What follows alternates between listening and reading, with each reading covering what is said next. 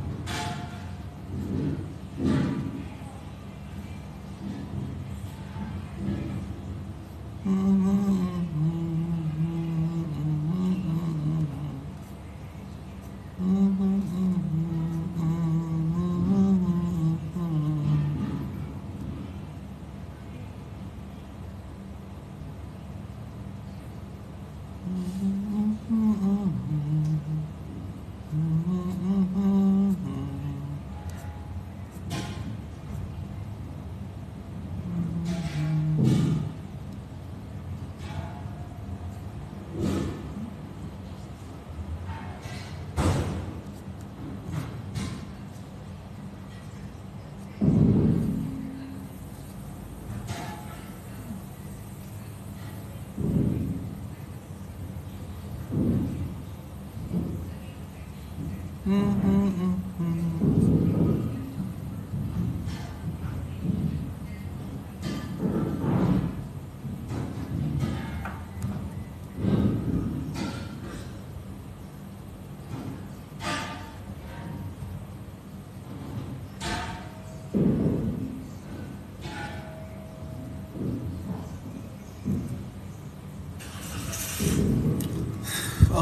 baik.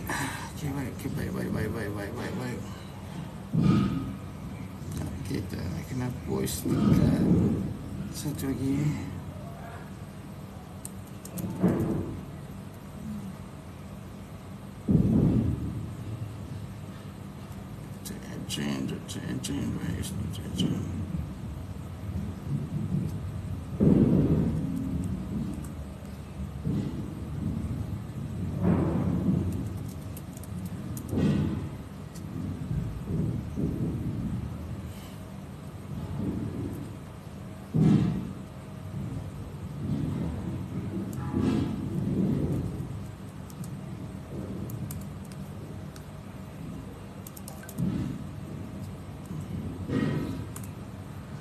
Facebook satu.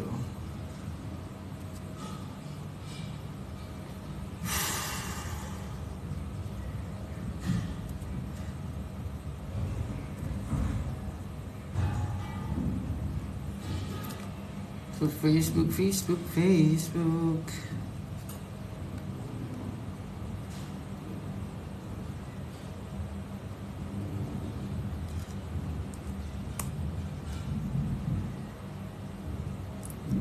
Baik, Assalamualaikum warahmatullahi wabarakatuh. Kita live pukul 11.30 ha. Ya, ini untuk saya tengah passing link ni. Dulu.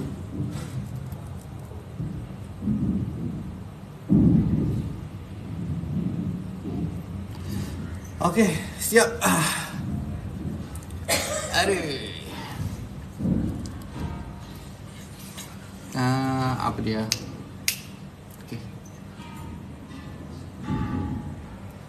Okey, sihat dah ke bos? Sihat dah. Saya dah sihat dah. Cuma yang untuk isteri dengan anak ada kat hospital hari ni. Hari ni boleh keluar dah kot. Hari ni boleh keluar petang lagi lah kot. Okey, baik. So, kita tunggu untuk Dr. Ed hari ni. Hari ni bab pasal lemah otot ni. Selalu orang yang ada masalah gastric anxiety ni maklumkan nak solat lama tak boleh, jadi lemah lutut. Nak buat kerja berat sikit tak boleh. Yang ni. So hari ni kita menjawab persoalan ini ya lah. Okey, baik. So kalau ada soalan sebelum tu silakan tanya dulu. Saya akan jawab satu persatu sementara kita tunggu untuk Dr. Ed ni. Okey, ini untuk Hafal Ultra di kontak dia.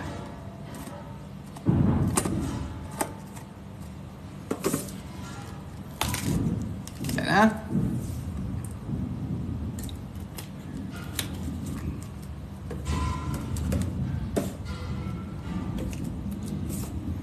Okey, kalau ada soalan silakan tanya soalan. Saya sedia menjawab untuk pagi ni. Saya tengok ada apa sini.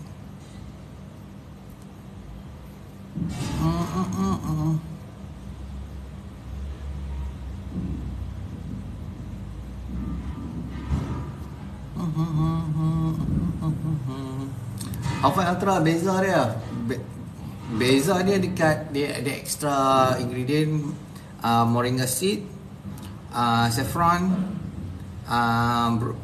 digestive enzyme, saffron, digestive, bromelain, moringa seed, bromelain dengan astaxanthin. Ada 4 ni je. Okey.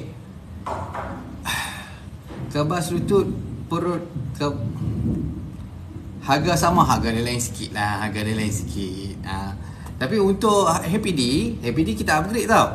Untuk yang kan sekarang ni tengah pre-order, dia sebenarnya bukan pre-order untuk untuk Happy D yang lama ni. Dia Happy D baru. Sekejap lagi saya tunjuk dia punya kotak. Dia Happy D baru ni lebih daripada dia punya K2 dengan kualiti vitamin D.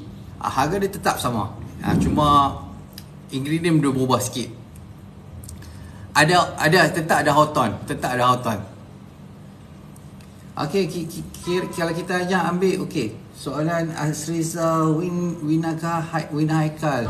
Tuan Azwan, kalau kita hanya ambil hafal tanpa ambil suplemen lain, boleh tak? Boleh tu boleh. Tapi dia ada reason sebab apa penambahan yang untuk macam Happy D tu perlu, Real B tu perlu, Microba tu perlu, Real C tu perlu.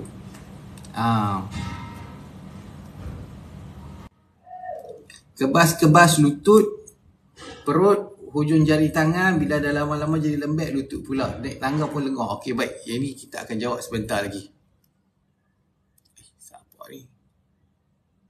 Saya decline lah. Okey. Okay, tunggu sebentar untuk Dr. Adrian. Sekejap ah. Hari ni pun dah lah. Saya minggu lepas tak buat live kan? Minggu lepas tak buat live. Minggu ni baru buat live, baru ada kelapangan semula. Kalau tidak, hari-hari ni hospital lah. Sebab anak isteri semua kena influenza kan.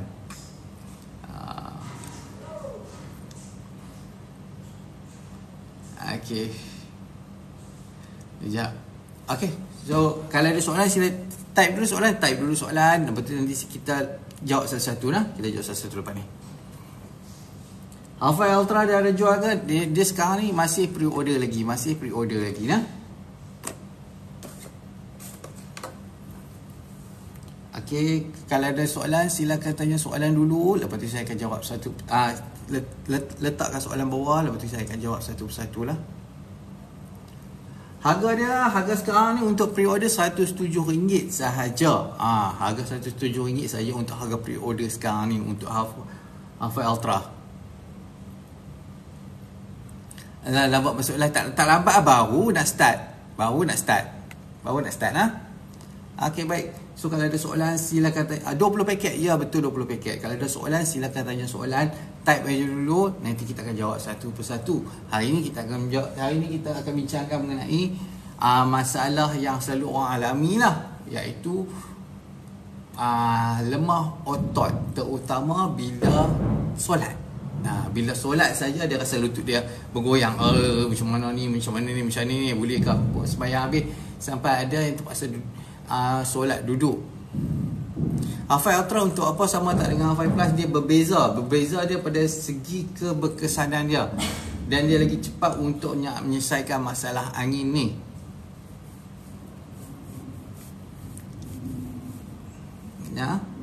Dia Half-Fi Plus, dan nanti bukan Half-Fi Ultra ni, dia bukan nak ganti Half-Fi Plus ni, tak.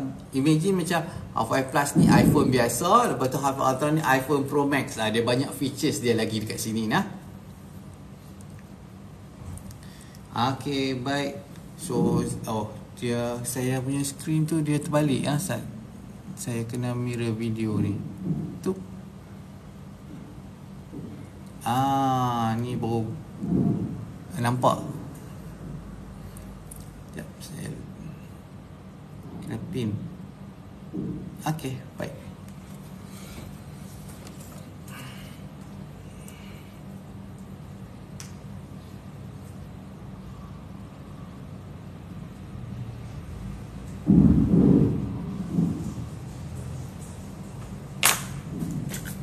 Okey.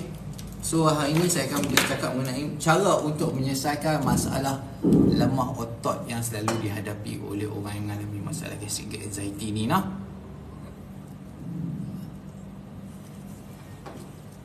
Okey, sekejap saya alih kerusi dulu.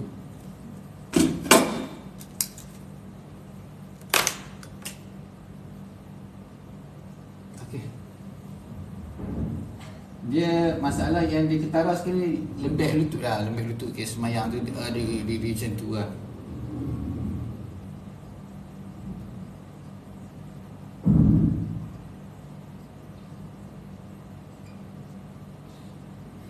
Masalah lemah lutut ni dia bukan boleh diselesaikan dengan orang kata sebatas kilat. Dia kena perlukan time. Masalah lemah lutut ni memang dia perlukan masa.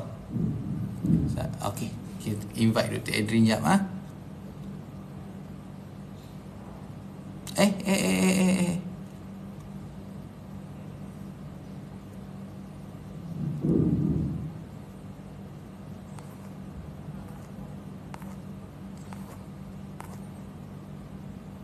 Mana Dr. Ad?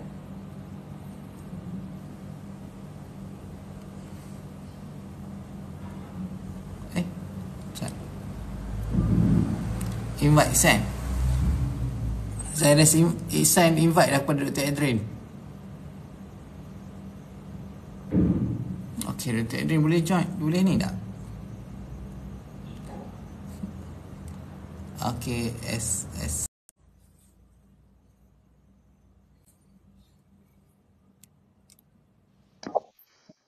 Hello, Assalamualaikum Dr. Adrian.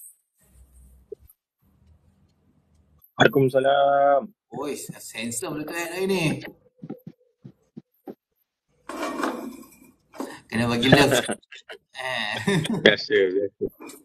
Okey, baik. Apa Dr. Ed, hari ni kita bercakap dengan topik yang masalah lemah otot ni yang dihadapi oleh orang yang ada masalah gastric anxiety ni. Kita minta Dr. Ed buka muka dimah dia dulu lah noh. Silakan Dr. Ed. Okay, Assalamualaikum. Assalamualaikum warahmatullahi wabarakatuh. Selamat pagi semua. Okay. Saya perasan ramai rakan MBB yang ada masalah GERD, anxiety semua ni datang dengan kita orang komplain yang lemah. Kita orang badan lemah, lutut lemah kan, rasa macam muscle ni tak memaya kan.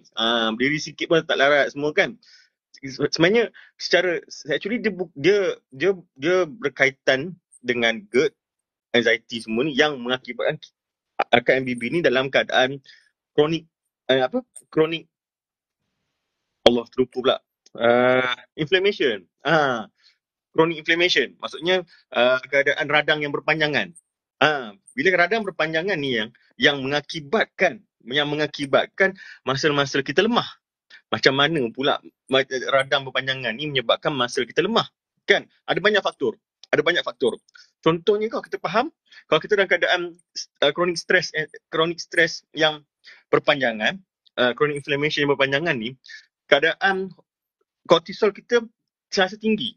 Ini salah satu, ada banyak. So, antaranya pertama ialah kortisol kita keadaan tinggi.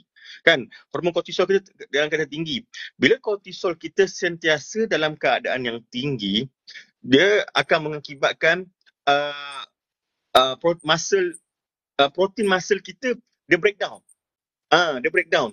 Maksudnya dalam muscle kita, otot kita ni ada protein-protein, dia akan breakdown disebabkan kortisol, keadaan hormon kortisol yang sentiasa tinggi. So bila protein dalam muscle kita breakdown, itu menyebabkan muscle kita menjadi lemah. Pertama. Kedua, bila kita dalam keadaan chronic inflammation yang berpanjangan, maksudnya kalau kita punya peredaran darah kita ni, dia akan pergi kepada organ-organ yang kata orang yang diperlukan, yang sangat perlu untuk berfungsi, antaranya jantung dan otak. So dia berfokus, dalam darah ni fokus kepada jantung dan otak contohnya untuk kita berfungsi kan. So kita dalam keadaan fight and flight contohnya kan, kita keadaan fight and flight ni, so darah supply ni akan fokus kepada organ yang paling penting, contohnya otak dan jantung. So kurang blood supply ke kita punya muscle. So bila kurang blood supply ke muscle menyebabkan kuranglah oksigen sampai ke kita punya muscle. So bila kurang oksigen, ni menyebabkan kalau dia menyebabkan permulaan otak kita akan berada dalam state yang mana kurang oksigen. So dia perlukan tenaga. So macam mana otak kita keluarkan tenaga? Melalui kita punya term is anaerobic glycolysis. Maksudnya daripada glukos yang ada dalam otak kita ni, dia akan bertukar menjadi lactic acid. Lactic acid ni dalam proses tu akan keluarkan energi kepada sel-sel otak kita. So tapi energi kepada sel-sel otak kita ni hanya sementara saja, sekejap saja bila kita dalam keadaan oksigen deprived, maksudnya tak ada oksigen. Sebab peredaran darah kita dia bertumpu kepada organ-organ yang penting. So bila kita dalam keadaan yang kronik, maksudnya berpanjangan, so lactic acid ni akan accumulate, akan kata orang akan bertinggi, akan makin banyak build up dalam otot-otot kita. Keadaan itu menyebabkan otot kita dalam keadaan acidic. Bila keadaan acidic, itu menyebabkan otot kita lemah. Otot kita tak boleh berfungsi bila keadaan asid yang tinggi. Dan kita punya otot perlukan oksigen untuk kata orang seimbangkan balik lactic acid tu dalam tubuh badan kita balik, otot-otot kita.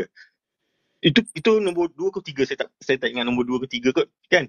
Ada lagi, kan. Bila kita dalam keadaan chronic stress, siasa dalam keadaan fight and flight, maksudnya dari segi mentally kita akan sentiasa stress. Mentally kita akan stress. So bila kita dah mentally, psychologically, kita punya minda akan dalam keadaan stres, keadaan tak sihat. Bila kita dalam keadaan stres dan tak sihat, tubuh badan kita pun akan menjadi lemah. Itu secara general, kan.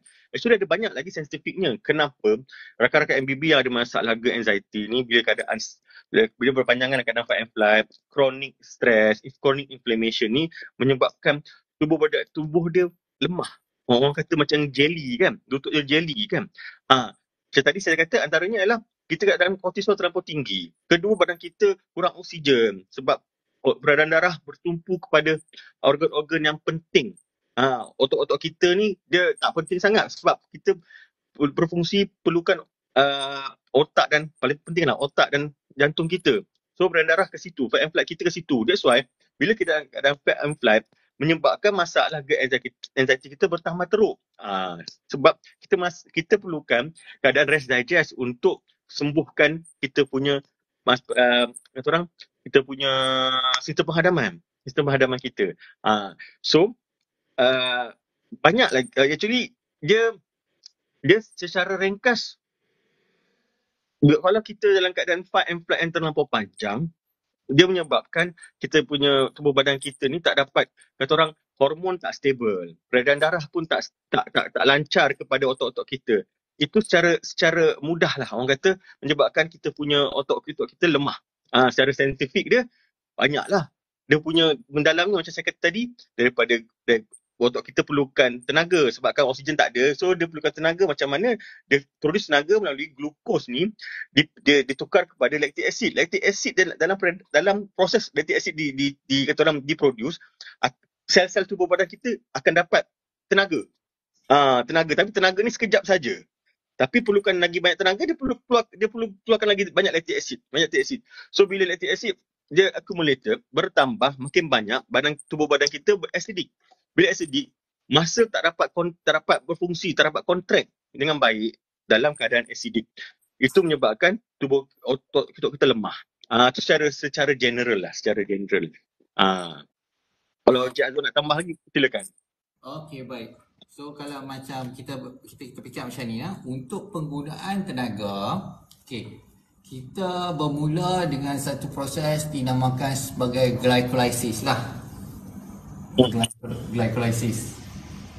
Glycolysis bermaksud adalah penggunaan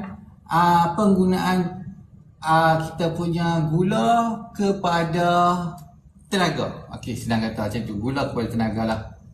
Gula kepada tenaga, glukos kepada tenaga. So dia ada dua cara glycolysis ni. Satu anaerobic. Satu anaerobic.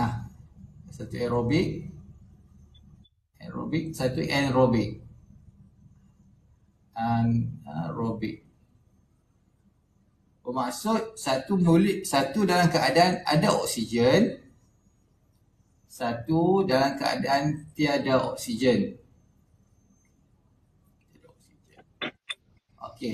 So kita tengok dia punya perjalanan. Daripada glukos, dia akan ditukarkan kepada satu compound dinamakan sebagai pyruvate.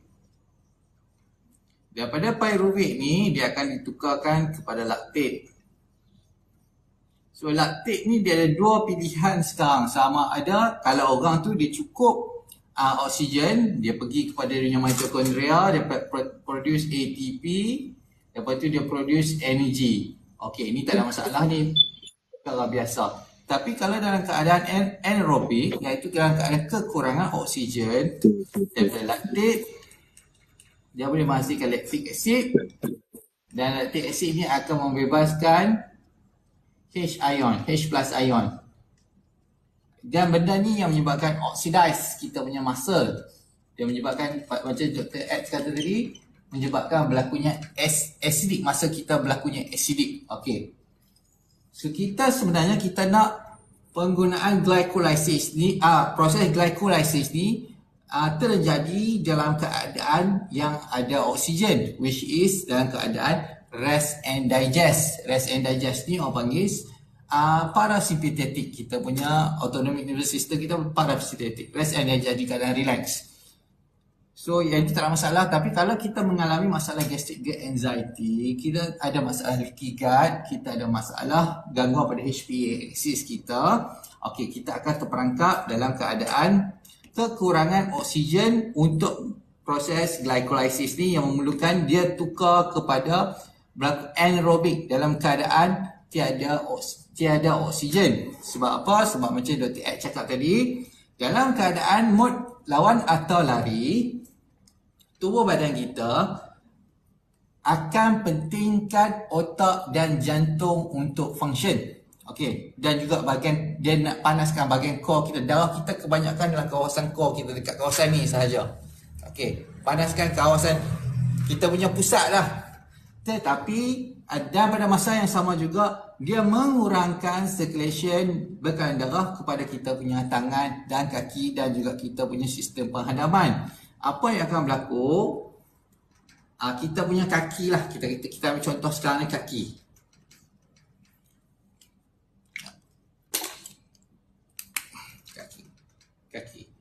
Kaki kita akan kekurangan kaki kita akan kekurangan bekalan darah. Bila kita kekurangan bekalan darah, kita akan kekurangan bekalan oksigen.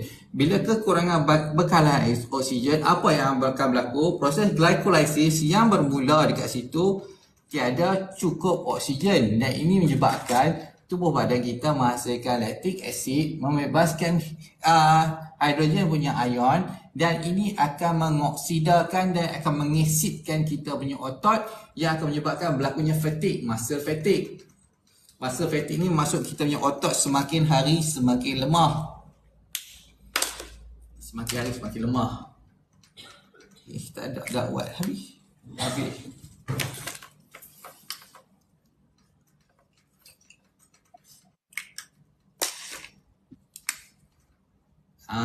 Muscle fatigue.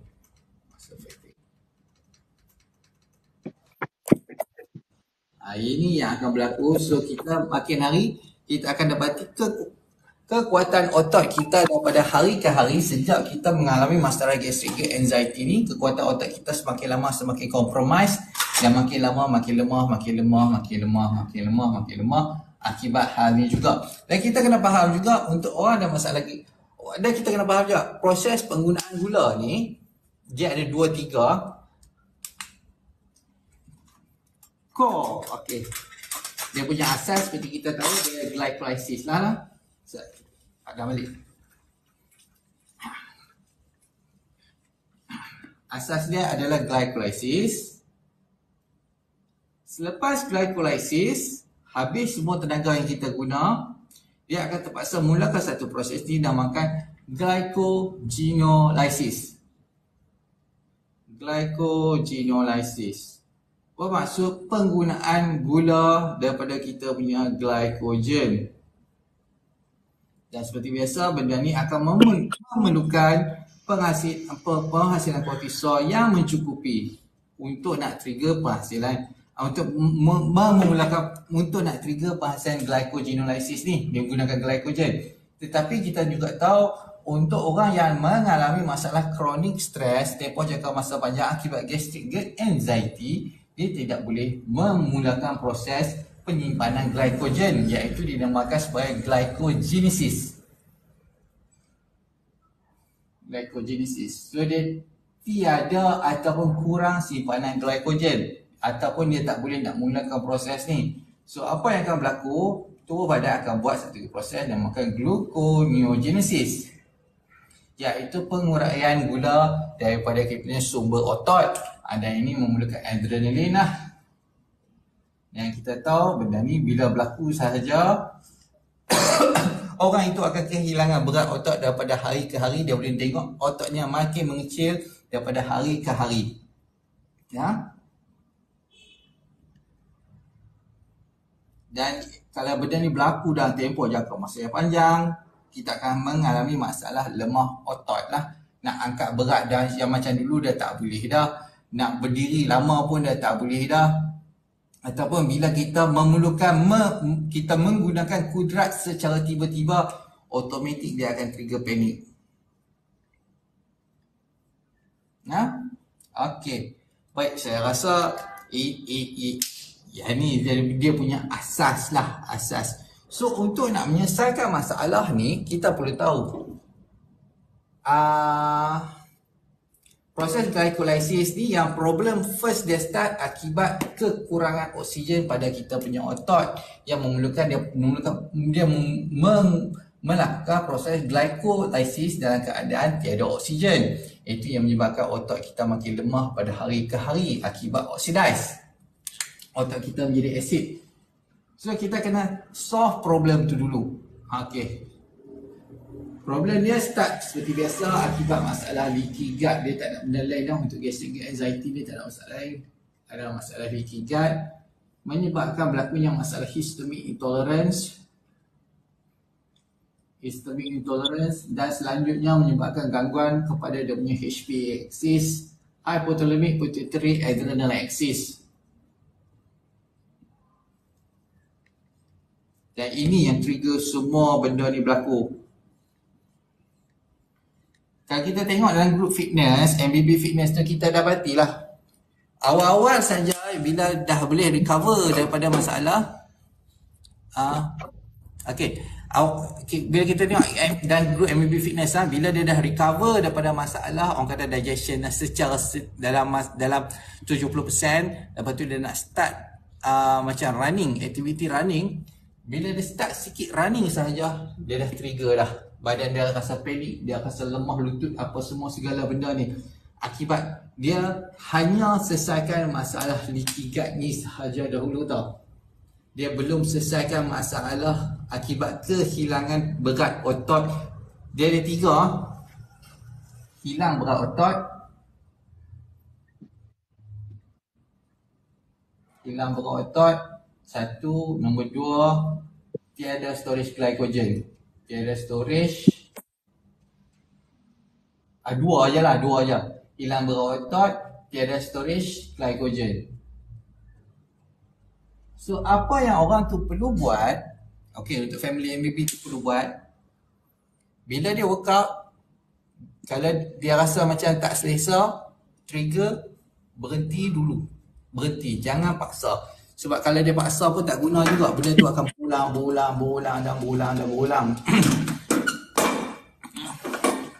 So dia boleh buat adalah rest dulu 2-3 hari, bagi reda dulu. Lepas tu then baru dia buat balik. So perlahan-lahan kayu. Lama-lama secara sedar tak sedar, dia daripada tak boleh 100 meter pun tak boleh, dia boleh habiskan 100 meter. Dia boleh dah habiskan 500 meter, dia boleh habiskan 1 kilo, dia boleh habiskan 5 kilo, dia boleh habiskan 10 kilo. Benda ni kena buat secara perlahan-lahan, dia tak boleh secara mengejut. Ingat. Dan benda yang paling bantu dalam proses recovery ni adalah HPD. Sebab HPD dia bantu untuk tambah balik kita punya berat otot dan bantu tubuh badan simpan semula storage glycogen. HPD dan Real B. APD dan Real B. Yang ni bantu dalam proses ni.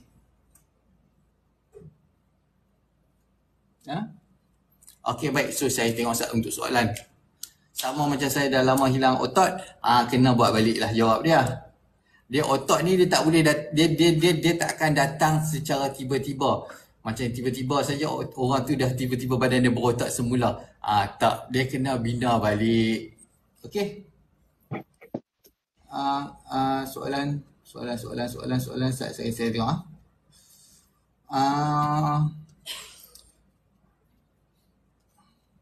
Tuan, bila Happy D stok tak sabar nak try Happy D ni. Stok bila nak ada. Okey, baik. Happy D sekarang ni ada. Tapi saya tak buka untuk order ni lah. Dia macam mana APD kita ni? PM tepi lah untuk APD ni sebab ada sikit saja kita ingat. Ni sifat stok ni. Ada ni sebab ni. Dia kita nak buka besar takut orang banyak masuk nanti. Lepas tu tanya pre-order ni kan. Okey. Sebab HPD selepas ni dia bukan apa HPD yang lama dah. Dia namanya HPD Pro. Baru punya. HPD Pro. Yang mana dia penambahan kepada kita punya K2 vitamin dan juga kualiti vitamin D. Harga dia tetap sama. Itu saja. Okey, apa soalan? Sakit tengkuk dan belakang leher buat sakit kepala, rasa melayang, mata jadi berat, belakang sakit pinggang. Sakit tengkuk dan belakang leher buat sakit kepala, rasa melayang. Okey, belakang ni. Yang ni kita punya salah occipital tau. Bila kita ada masalah histamine intolerance, dia akan mengembangkan kita punya saraf occipital ni. Dia memang bukan setakat ni saja. Dua tengkuk ni pun akan kembang sekali. Mata jadi berat, ya, sebab satu lagi dia ada sambung dengan kita punya trigeminal nerve dekat tepi kita punya muka ni. Dia dua. Dia sambung kita punya rahang, sambung dengan kita punya tengkuk, sambung pipi kita. Lepas tu dia sambung, dan otak ni dia bersambung kepada kita punya alis mata ni juga. So kalau dia mengembang, memang kita rasa mata atas alis mata kita ni rasa sakit. Okey, baik. Hafai boleh rawat sekali buasir tak tuan? Untuk masalah buasir, okey, masalah buasir lah. Masalah buasir ni, orang selalu ingat dia satu perkara yang simple saja tau. Akibat najis kerah, kita buang air besar jadi najis kerah, jadi masalah buasir. Tak. Masalah buasir berlaku bila kita punya kebutan dia tu tak selari dengan kita punya bukaan tubuh kita. Dia pelik sikit dengar kan? Okey, tapi jenis tubuh kita ni kita panggil sebagai rektum lah, rektum. Okey. Lepas tu lepas tu kita ni macam kita punya usus besar lah. Okey. Dia punya irama pergerakan usus kita ni, magnetic motor kompleks kita, dia sepatutnya bersambung sampai terus kita punya rektum. Tapi bila rektum kita kurang, apa orang kata, kurang mengemut, akibat kita terperangkap dalam sympathetic dominant, perut kita sentiasa berangin. Okey, yang ni dia akan efek kita punya rektum sekali. Masalah buasir. Dan masalah rektum ni juga dia sama juga akibat masalah orang kata oxidation, akibat proses glycolysis yang kita sentiasa berada dalam tiada oksigen, anaerobic. Dia akan melemahkan otot rektum kita, menyebabkan berlakunya masalah buasir. So ada dua dekat sini. Nak kata Halfai Plus ni membantu macam ubat, terus-terus makan dia okey, tak. Dia kena fokus sekali dengan MBB yang betul.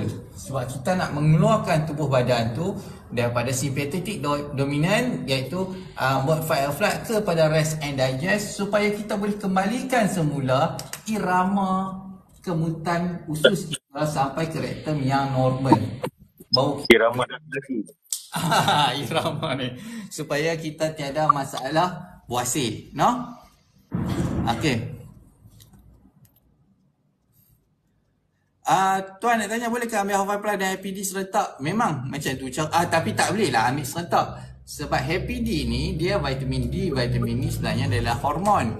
So cara yang paling baik untuk ambil vitamin D adalah berserta dengan makanan yang berlemak dan berminyak, especially untuk makan lepas makan tengah hari lah, dia paling elok sekali.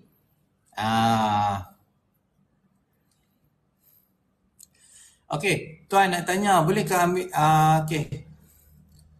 Seminggu lebih dah mood malas nak masuk dapur ni, menggigil tu dah kurang tuan. Sekarang ni nak ambil mood masak. Okey, tak apa, dia perlahan-lahan dia akan dapat dia punya rentak dia semula. Tapi paling penting sekali, kena bersenam lah. Itulah yang nombor satu, kena bersenam. Paling penting kita kena, bila dah okey dah ambil Halfai Plus ni, dah tahu dah MBB, lepas tu kita dah mula ambil HPD, mula bersenam, keluar rumah, kita kena jogging, kena bawa keluar peluh, baru kita boleh dapat dia punya benefit. Dia bukan kita makan saja lepas tu kita nak jadi sihat, tak, kita kena bersenam. Itu nombor satu, paling penting sekali nah.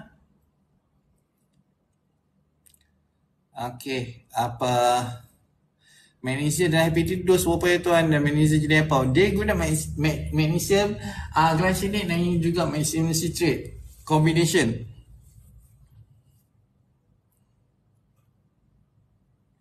Okey. Okey, sekejap. So kalau ada soalan silakan tanya soalan, saya akan jawab sebaik mungkin. Kalau untuk untuk nak kembalikan masalah lemah lutut ni macam biasalah yang saya explain tadi, yang Dr. Ed dengan saya explain, dia punya pathway lah cara kenapa benda tu berlaku. So kalau yang paling senang sekali macam mana kita nak buat, amal 5 plus, practice MBB. Bila start dah masuk second box tu, amal happy D dengan real B ni dah mula bersenam. Kenapa bila GGA ada masalah saraf dan cara penyelesaiannya tuan? Masalah saraf ni sebab ni macam yang Dr. Ed explain tadi ya. Dr. Ed cuba explain saja Dr. Ed macam mana berlaku masalah saraf ni, masalah otot akibat masalah gastric anxiety ni. Apa soalan tadi? Kenapa GGA ada masalah saraf dan cara penyelesaiannya? Nak faham dulu soalan masalah saraf ni, apa benda masalah saraf dulu kan? Takut kita faham lain, dia faham lain kan? Boleh teori, boleh terangkan masalah saraf macam mana tu? Takut kita faham lain, dia faham lain kan? Apa masalah saraf yang dia masukkan? Kita nak tahu tu. Masalah saraf ni macam vibrate, menggeletar, rasa kebas apa semua tu lah. Rasa kebas. Rasa kebas-kebas apa tu? Tak jawab Okey. Mungkin yang dia masukkan masalah saraf ni mungkin lemah kot. Tangan dia lemah kot. Tu masuk dia kot. Rasa kebas. Okey. Rasa kebas. Okey. Mungkin rasa kebas ni kalau ikutkan dia punya persoalan ni, rasa kebas ni lebih pada saraf, betul-betul saraf, bukan muscle. Bukan saraf muscle kan. So bila keadaan saraf ni dia bila rakan MBB dalam keadaan GERD anxiety ni, kita dalam keadaan chronic stress berpanjangan. Chronic stress berpanjangan. Dia sama je. Dia punya kata orang jalan cerita dia lebih kurang sama dengan masalah kata orang kita punya muscle lemah, lebih kurang saja kan, disebabkan pertama blood supply kita berkurangan, menyebabkan kita punya bukan blood supply berkurangan, blood supply kita dia fokus kepada organ yang lebih penting untuk berfungsi, antaranya otak dengan jantung kita lah. So tangan-tangan kita ni kurang dapat blood supply. So kurang blood supply maksudnya kurang oksigen. Kat situ bila kurang oksigen, kita punya saraf pun dapat kurang kata orang supply. Saraf ni perlukan juga blood supply untuk berfungsi. So bila kurang blood supply, so saraf kita pun kata orang tak dapat berfungsi dengan baik. Itu kita rasa kebas-kebas, rasa macam pedih-pedih, macam orang kena kecil manis. Selalunya orang kena kecil manis. Kenapa orang kena kecil manis tu rasa macam tangan dia kebas-kebas, rasa macam kena cocok-cocok, sebabkan blood supply dia dah berkurangan ke hujung ke kata orang panggil peripheral ujung-ujung ni, ujung-ujung. So that's why itu dia punya physiologically lah. Paling penting blood supply kita tertumpu kepada organ lebih utama. So kat ujung-ujung jari, ujung-ujung kaki kita ni blood supply berkurangan. So bila blood supply kurangan, oksigen kurang. So saraf kita kurang dapat blood supply dan oksigen. Itu menyebabkan kita rasa kebas-kebas. Senang rasa kebas-kebas. Itu secara mudah lah orang kata cerita dia. Kalau menggigil, dia menggigil, kena faham juga, menggigil macam ni tremor ke tiba-tiba macam ni? Lain. Tremor, mungkin dia masukkan adalah tremor. Tremor ni lebih, dia bukan disebabkan macam tadi kita pasal muscle kita ni, muscle kita sebabkan acidic kan, lactic acid terlampau banyak, acidic, menyebabkan kat situ kalau acid accumulated dekat kita punya otot boleh menyebabkan twitching maksudnya macam jerking sekejap. Tapi berbeza dengan tremor. Tremor tu macam menggigil, macam ni tremor. Itu menggigil, tu tremor. Tremor ni sebenarnya orang kata tak ada kaitan secara langsung diakibatkan oleh lactic acid yang accumulated. Dia lebih kepada masalah saraf, masalah pada otak kita. Ada masalah sikit saraf kita, kan. Tapi berkaitan sama juga. Kaitan dia adalah sebabkan kita ada keadaan chronic stress yang berpanjangan. Kita berada dalam keadaan fight and flight berpanjangan, menyebabkan minda kita, otak kita kurang sihat. Itu menyebabkan kita punya hormon, kita punya enzim, kita punya otak-otak saraf-saraf kita pun kita orang kurang sihat. Itu menyebabkan tremor. Tremor ni banyak sebab. Ada orang sekadar psychologically, sebabkan dia stres, sebabkan dia panik, dia tremor. Ada tu sebabkan lagi teruk. Teruk kita tak nak sentuh lah, kan. Macam Parkinson semua tu kan, itu kita jauh kan. Tapi rakan MBB ni lebih kepada dalam keadaan chronic stress. Dia anxiety menyebabkan tremor. Kalau kita ubah kita punya lifestyle, ubah cara makan kita orang exercise kan, semua insya-Allah lama kelamaan kita masalah chronic stress kita ni akan kita orang dapat kita atasi, masalah penghadapan kita pun akan tambah sihat kan, insya-Allah tremor yang diakibatkan oleh chronic stress ni pun akan hilang. So dia lifestyle changes orang kata paling penting untuk rakan MBB ni. Lifestyle changes, pemakanan kita, lifestyle kita, cara kita berfikir, tu betul penting. Tu pasal menggigil lah. Kenapa rasa kebas mesti biasanya sebelah kiri? Demi soalan tu. Okay, kenapa rasa kebas mesti biasanya sebelah kiri? Dia lain orang, lain. Mungkin Encik Fadli ni memang rasa kebas sebelah kiri saja, kan? So, selalunya susah nak cakap, susah kita nak pinpoint apa masalahnya, kan? Dia punya masalah mungkin daripada sini, sampai ke kita punya spine, sampai brachial plexus, sampai ke hujung jari kita. So, kita nak tahu apa masalah dia, kan? Tapi, secara general, saya boleh kata, rakan MBB, masalah utama adalah chronic stress, chronic inflammation yang berpanjangan. Berada dalam keadaan fight and flight yang berpanjangan, menyebabkan kita punya hormon, kita punya enzim, sistem saraf kita semua terganggu. So, jangan fikir yang kata orang benda-benda yang teruk dulu. Tak. Bukan benda yang major sangat. Kan? Bukan. Jangan fikir itu dulu. Jangan risau, aku punya saraf tersepit ke? Bukan. Jangan fikir macam tu dulu. Kita ubah lifestyle kita dulu. Ubah cara makan kita dulu. Kita atasi masalah penghadapan kita dulu. InsyaAllah, kebas-kebas, semua tu insyaAllah akan hilang juga, slowly. Okey, terima kasih doktor. So, kita tengok soalan kenapa kalau ada batuk empedu boleh minum kahwafai ni? Boleh, tak ada masalah.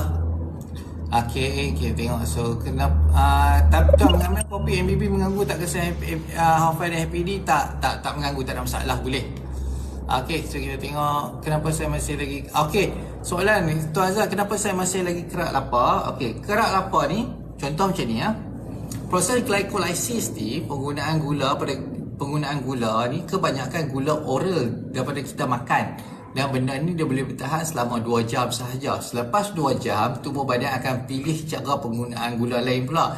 Sama ada orang panggil glycogenolysis, menggunakan gula pada kita punya sumber glycogen. Tapi kalau kita punya glycogen berkurang ataupun tak boleh digunakan, dia start mulakan proses gluconeogenesis. Yang ni memang badan tu dah rasa tak sedap apa semualah, sebab dia memerlukan orang kata penghasilan sedikit adrenalin, yang mana kita tahu dalam orang yang ada masalah GGA ni, dia akan trigger secondary histamine release, menyebabkan berlakunya jadi kembung, berlakunya jadi pain, jadi anxiety dan sekian-sekian masalah lain lah.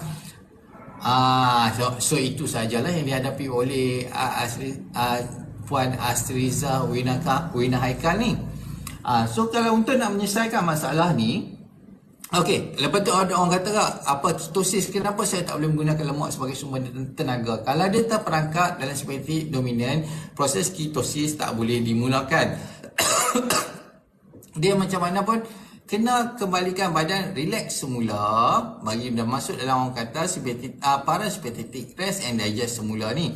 Untuk nak masukkan ke dalam proses rest and digest, pertama sekali kita kena keluarkan angin dululah, minum air, keluarkan angin, bagi sendawa sampai nafas rasa lawas semula. Dia masuklah proses rest and digest, lepas tu baru kita makan. InsyaAllah benda ni akan membantulah. Dan perasaan lapar tu makin lama makin pendek, perasaan lapar tu makin lama makin kurang. Dan tips dia satu lagi, kalau lapar jangan tahan lah, kena makan. Tapi nak makan tu seperti biasa, minum air dulu, urut bagi sendawa sampai nafas rasa lawas, baru makan. Kalau tidak boleh makan sikit-sikit saja nanti. Okey. Kita tengok. Okey. Mood berubah seiring dengan perubahan cuaca. Macam mana nak atasi tuan? Okey. Mood berubah sekarang ni kalau macam masuk musim sejuk sikit, dia tak tahan sejuk tau. Sebab untuk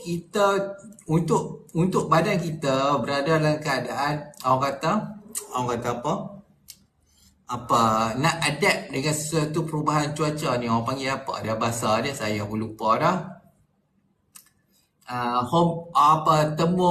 Temu punya homeostasis ni lah. Okey. Untuk membolehkan kita sentiasa berubah kepada sejuk ke panas, dia memerlukan kita punya pengolahan tenaga lah. Kalau kita dalam musim sejuk, musim hujan ni, kita lebihkan tenaga untuk nak panaskan kita punya badan. So mungkin kita akan jadi lebih kerat lapar. Bila lebih kerat lapar, kalau kita tiada simpanan glycogen, kita hanya bergantung pada proses glycolysis sahaja, memang dia akan sentiasa jadi mudah mood swing. So apa yang perlu kita makan, teruskan jaga MBB, rawat kita punya usus, dan benda ni makin lama makin hilang. Dia akan hilang sendirilah, pelan-pelan. Okey, macam Tuan Sally maklumkan, Puan Sally maklumkan Abang Hafai dan MBB dah setahun, alhamdulillah sekarang boleh puasa sunat dan omat sekali-sekala, alhamdulillah. Okey, saya dah ada kat 1 minggu sakit macam semula tuan. Sakit macam semula, macam mana tu? Kalau boleh explain lebih sikit. Sebab ada yang macam yang dah okey, lepas tu dia start exercise, lepas tu dia nak trigger balik. Kalau macam tu kita mudah saja, kita kurangkan intensity exercise kita, pelan-pelan kayuh balik, buat sikit. Tapi jangan give up lah benda tu, dia kena teruskan buat. APD dan RMB ni sangat penting dalam proses kita introduce kembali bersenam dalam kita punya kehidupan rutin harian kita. Ulu hati Sri, saya dah ada kat macam mana nak baca kolesterol tuan. Kalau nak baca kolesterol, kita kena buat lipid test lah, lipid profile punya test lah, buatlah ujian darah. Lepas tu kita dapatlah total kolesterol, kita yang triglyceride, kita HDL, kita punya LDL. Lepas tu kita tahu kita punya bacaan kolesterol. Yang paling penting LDL kita tak peduli sangat, kita peduli pada nisbah triglyceride kepada kita punya HDL. Kita pastikan ambil cara dia adalah mudah saja, kita ambil triglyceride bagi kita punya HDL, kita nak bawah 1.2 untuk pastikan LDL kita pattern A. Itu sahaja.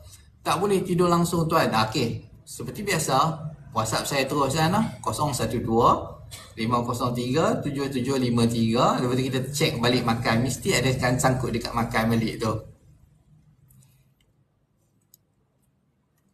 Mesti ada sangkut dekat makan. InsyaAllah kalau hantar makan dekat saya dalam masa 3 hari 4 hari tu dah akan selesai masalah, boleh tidur balik normal. Jangan risaulah. Kontak saja saya semula 012-503-7753. Okey, baik. So itu saja kot hari ni. Kalau ada soalan lagi silakan tanya soalan lah. Kita tengok soalan. Saya terlepas apa-apa soalan. So banyak saya nak kena kecak balik ni selepas kena influenza ni. Okey, Okey, baik. So saya rasa semua soalan dah dijawab. Okey, baik. Itu sahaja untuk hari ni. Terima kasih semua. Gula putih boleh ambil tak? Tak efek perut tak? Okey, baik.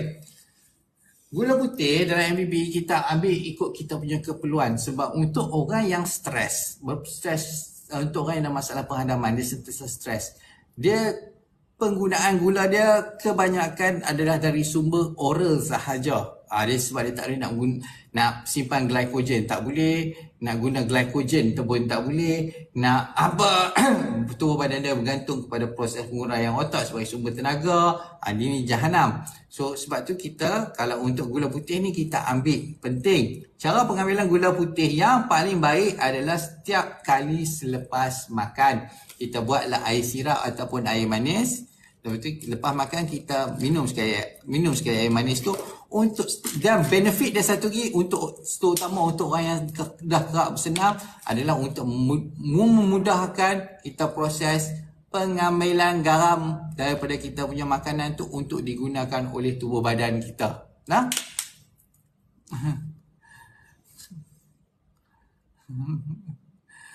Okey, macam mana kalau buat lepas demam tu hari? Isteri saya dengan anak insya-Allah hari ni dah keluar dah hospital, alhamdulillah. Petang lagi kot. Macam saya ni, saya tak masuk hospital pun dia lega sendiri, alhamdulillah lah. Okey. Saya ni dah kekak makanan lah ni dah seminggu lebih ke laut, tapi 2 hari ni dah okey. Saya tu hari dah tak minum Hafal, tapi sekarang saya minum lagi. Okey, baik, sambung semula, tapi mesej saya lah 0125037753 lah, saya bantu semula. Makan gula terus boleh ke? Boleh. Makan gula terus boleh ke? Kita tak mau dalam perut kosong, dia senang berangin. Kita ambil selepas makan sahaja. Maksudnya setiap kali selepas makan minum air bergula atau cukup sekali sehari. Dia ikut kita punya intensity, kita punya level workout. Kalau kita workout teruk, bolehlah kita buat setiap kali selepas makan, tak ada masalah lah. Tapi kalau kita hidup sedentary sahaja, kita tak buat apa, aktiviti fizikal apa tak buat, sekali sehari pun dah mencukupi dah. Okey, baik. So kalau ada soalan lagi, silakan tanya soalan lah. Kita sebab kalau saya tengok untuk orang yang macam praktis tak ambil gula langsung ni, badan dia terutama kalau dia kalau dia tak bersenam dia tak nampak sangat tau, tapi kalau dia dah bersenam saja dia akan boleh nampak. Kalau dia kalau dia tak buat macam exercise, kalau dia macam exercise kerap tapi dia tak ambil air gula, especially lepas makan, atau dia akan, badan dia makin lemah. Dia bukan makin badan lemah, prestasi dia punya workout tu makin kurang, badan dia makin letih, kulit dia makin kering, bibir dia makin pecah. So leceh lah tu. Bacuk air gula dan garam sekali boleh, tak ada masalah. Letak sekali limau kasturi baru lagi sedap. Okey, baik. Okey. So itu sahaja hari ni. Terima kasih semua. Terima kasih Dr. Adrian kerana hadir. Okey, baik. Terima kasih semua pada family MBB yang hadir. Baik, Assalamualaikum warahmatullahi wabarakatuh. Terima kasih semua. Assalamualaikum.